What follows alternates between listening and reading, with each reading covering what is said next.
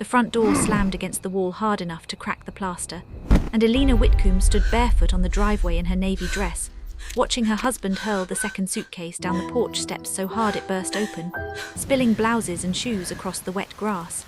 Marcus stood in the doorway in his tailored grey suit, chest heaving, his silhouette lit up by the porch light behind him like something out of a nightmare she hadn't seen coming.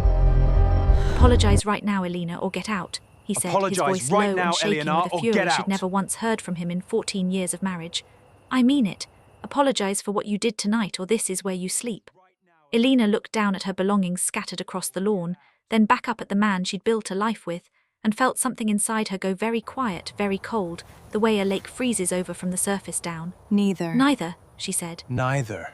Marcus blinked, thrown by the single word. I said. What?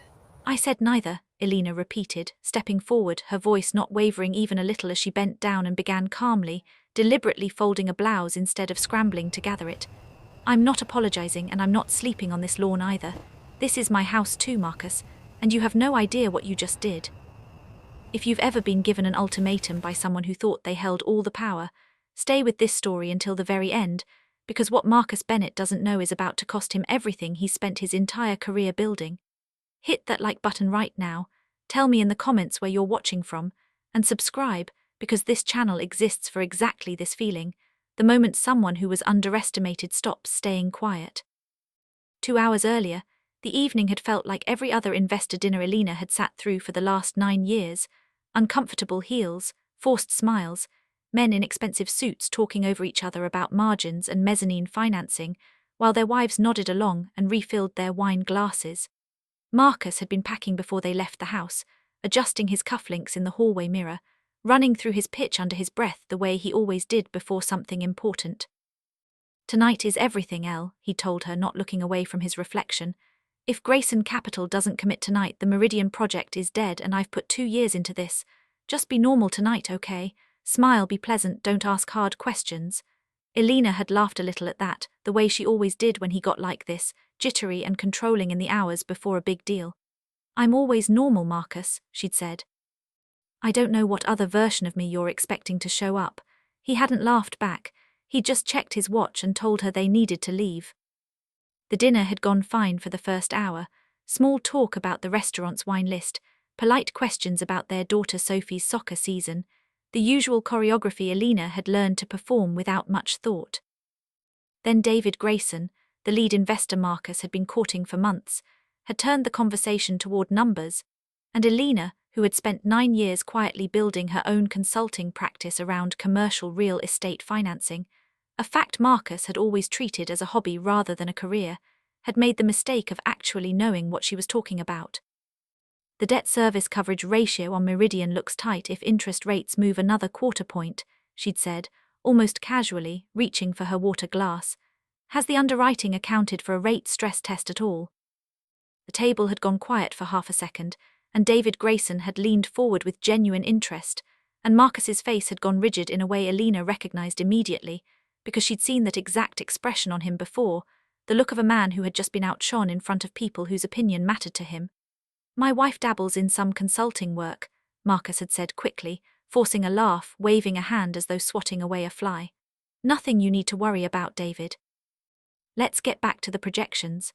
Eleanor had felt the heat rise in her chest, not from embarrassment, but from something closer to disbelief, watching her husband erase 9 years of her professional life in a single sentence in front of a room full of strangers. She hadn't said anything else for the rest of the dinner. She'd smiled when smiling was expected. She'd laughed at Marcus's jokes. She'd played the part, the way she had played it for years, telling herself it didn't matter, telling herself Marcus was under pressure, telling herself a lot of things she'd started to suspect weren't entirely true anymore. But in the car on the way home, the silence between them had felt different than usual, heavier, and Marcus had finally broken it somewhere around the 3rd traffic light. "What was that back there?" he'd asked, his knuckles tight on the steering wheel. "What was what?" Eleanor had asked, genuinely unsure which moment he meant. "The debt service coverage thing," he'd snapped, "showing off in front of David like you know more about my business than I do." Eleanor had turned to look at him fully then, something sharpening in her chest. "I wasn't showing off, Marcus. I asked a legitimate question because I actually understand the numbers. That's not a crime." "It's embarrassing," he'd said, his voice rising. You made me look like I don't have control of my own deal. Maybe you don't, Eleanor had said quietly, and she'd watched his jaw clench so hard she could see it working in the dim light of passing street lamps. By the time they'd pulled into the driveway, Marcus wasn't speaking at all, and Eleanor had followed him inside already bracing for the conversation she knew was coming, though she hadn't expected it to arrive with her own suitcases being dragged out of the hallway closet less than 10 minutes later. You humiliated me tonight, Marcus had said, yanking a bag off the top shelf so hard a stack of towels toppled with it, his voice climbing with every step toward the front door. In front of the one investor who can make or break this project, you decided to play financial genius. I didn't play anything, Eleanor had said, keeping her own voice level even as her pulse hammered in her throat, following him down the hallway. I answered a question honestly because I know the answer. You're the one who told the table I'd dabble, Marcus. You erased me in front of them, not the other way around. Because you don't understand what's at stake, he'd shouted, and that was when he'd wrenched the front door open and hurled the first suitcase out into the dark, then the second, spilling her belongings across the wet grass in the porch light. Apologize right now, Eleanor, or get out. And Eleanor had said neither. Marcus stared at her, breathing hard, waiting for the version of his wife who usually softened first, who usually found a way to smooth things over before they got too sharp, the version of Eleanor who had spent 14 years choosing peace over principle, because peace had always felt like the safer investment. That version didn't show up tonight. You don't get to throw my things on the lawn and then demand an apology from me, Eleanor said, stepping past him back into the house, her voice steady in a way that seemed to unsettle him more than shouting would have. And you don't get to decide whether I stay or go in a house I've paid into for 14 years. Marcus's eyes narrowed. This house is in my name, Eleanor. Everything is in my name. The house, the cars, the business, you know that. I know that, Eleanor said, and something in the way she said it, calm, almost amused, made Marcus go very still. I've known that for a long time, Marcus, longer than you think. That night, Eleanor didn't sleep in the guest room, and she didn't stay outside among the wreckage of her own suitcases either. She carried them back inside herself, piece by piece, without asking for help, and then she sat in her home office long after Marcus had stormed upstairs, staring at her laptop screen without really seeing it, replaying the words she hadn't planned on saying, but that had come out of her with a certainty that surprised even her. Longer than you think. She hadn't meant to say it, not exactly, not yet, but something about the suitcases on the lawn and the ultimatum on the porch had cracked open a door she'd been keeping carefully shut for almost 2 years. Because the truth was, Eleanor Whitcomb had not simply been building a quiet consulting practice on the side of her marriage. She had been building leverage, methodically, patiently, the way her late father had taught her to build anything worth having. And what Marcus didn't know, what Marcus had never bothered to ask, was that 18 months earlier, when his firm had needed a bridge loan to keep the Meridian project alive during a rocky quarter, the private lending group that had extended that loan wasn't some anonymous fund out of Chicago the way Marcus believed. It was a small holding company Eleanor had quietly formed with a portion of the inheritance her father had left her, an inheritance Marcus had never asked a single question about because he'd assumed, the way he assumed most things about her, that it wasn't significant enough to matter. If this story is pulling something out of you right now, go ahead and hit that like button, because the next part of Elena's story is exactly the reckoning you're hopping for. And if you haven't subscribed yet, this is the moment to do it, because this channel is full of stories just like hers, the ones where staying quiet was never the same thing as staying weak. Eleanor hadn't set out to become her husband's lender.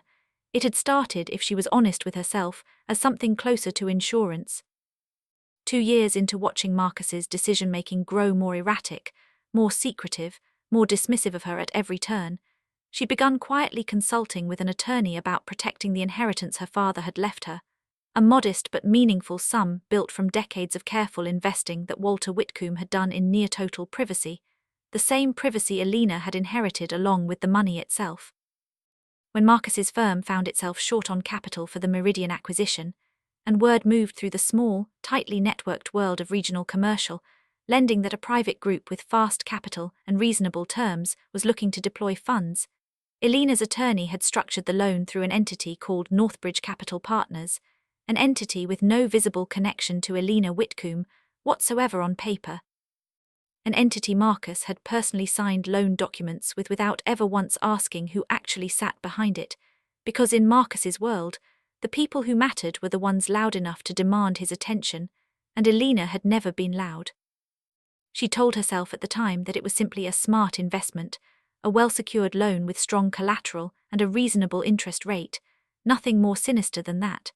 But sitting in her office that night, staring at loan documents she'd read a dozen times before, Eleanor understood, with a clarity that felt almost peaceful, that some part of her had known exactly what she was doing all along. She had been quietly, patiently, positioning herself for a moment she hadn't consciously planned for, but had somehow always known was coming. The moment when Marcus would finally show her, without any ambiguity left, exactly how little he thought of her. The next morning Marcus came downstairs acting as though the suitcases had never left the closet, pouring his coffee, checking his phone, offering Eleanor a clipped good morning as if a full night's silence could erase what he'd said. "We should talk about last night," he said eventually, not quite looking at her. "I overreacted. It's been a stressful few months with the Meridian financing." Eleanor set down her own coffee cup with deliberate care. "It has been stressful for you," she agreed. "Tell me about that. Tell me what's actually going on with Meridian."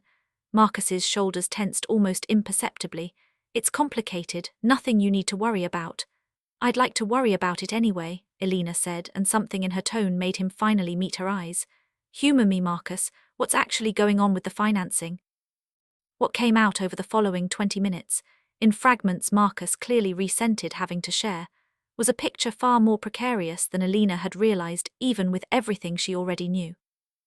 The Meridian project, the mixed-use development Marcus had spent 2 years chasing, was bleeding money faster than projected.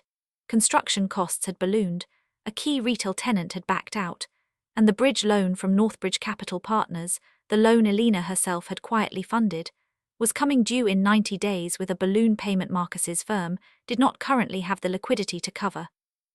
David Grayson's commitment last night was supposed to solve that, Marcus admitted finally, rubbing a hand over his face. "But after last night, after the way things went at dinner, I don't know if he's still in. And if Grayson walks and Northbridge calls the loan, I lose Meridian. I could lose the whole firm." Eleanor absorbed this in silence for a long moment, watching her husband's face, a face she had loved fiercely once, a face that right now looked more frightened than she had ever seen it. "So when you threw my suitcases onto the lawn last night," she said slowly, "you weren't actually angry about the dinner table conversation, were you? You were terrified and you needed someone to blame." Marcus didn't deny it. That silence, more than anything he could have said, told Eleanor everything she needed to know. Over the following week, Eleanor watched her husband unravel in ways she'd never witnessed before, sharper with Sophie, distracted at dinner, disappearing into his study for hours at a time with the door locked. She said very little during that week. She listened. She gathered information the way her father had taught her to gather it, quietly and without announcing her hand. And on the 8th day, when Marcus came to her looking genuinely desperate, asking if her family had any connections, any resources, anything that might help buy the firm more time on the Northbridge loan, Eleanor finally understood that the moment she had been unconsciously preparing for had fully arrived. "Marcus," she said carefully, sitting across from him at the kitchen table, "I need to tell you something, and I need you to actually listen this time instead of deciding in advance what you think I'm capable of understanding." "I know Northbridge Capital Partners," she said. "I know them very well, actually." Marcus frowned, confused. "How would you know them? They're a private lending group, it's not exactly a networking club." "I know them," Eleanor said, holding his gaze steadily, "because I own them." The silence that followed was the kind of silence Eleanor imagined a house makes right before it collapses, a held breath, an absence where sound should be. "What are you talking about?" Marcus finally said, his voice barely above a whisper. "My father's inheritance," Eleanor said. "I used part of it 18 months ago to fund a private lending entity. My attorney structured it so the ownership wasn't visible on the surface, which I'll admit at the time felt like a reasonable business decision. Now I think some part of me knew I might need it to stay invisible for exactly this reason." "Marcus, the 90-day balloon payment you're panicking about, the loan that could sink your entire firm. You've been paying interest to me for a year and a half. I'm your lender." Marcus's face went through several expressions in rapid succession: disbelief, confusion, something that looked briefly like hope, and then, as the full weight of what she'd said settled in, something that looked much more like fear. "You're joking," he said. "I'm not joking," Eleanor said.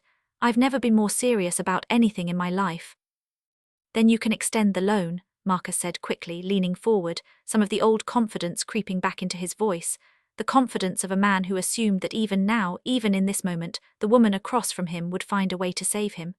You can restructure the terms, give us more runway. Elle, you have to help me. This is our life too, not just mine. Eleanor studied him for a long moment before she answered, and when she spoke, her voice was quiet, almost gentle, in a way that made the words land even harder. I don't have to do anything, Marcus.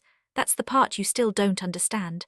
For 14 years I built my life around making sure you never had to feel the ground shift under you. I smiled at dinners where you erased me. I stayed quiet in rooms where I knew more than everyone at the table. I told myself that was love, that keeping the peace was the same thing as loving someone. But last night you threw my belongings onto our lawn and told me to apologize for existing out loud or sleep among them. And I realized something standing on that grass. I don't owe you softness anymore, Marcus. I've spent this money, this leverage, sitting quietly for 18 months because some part of me always knew it might come to this.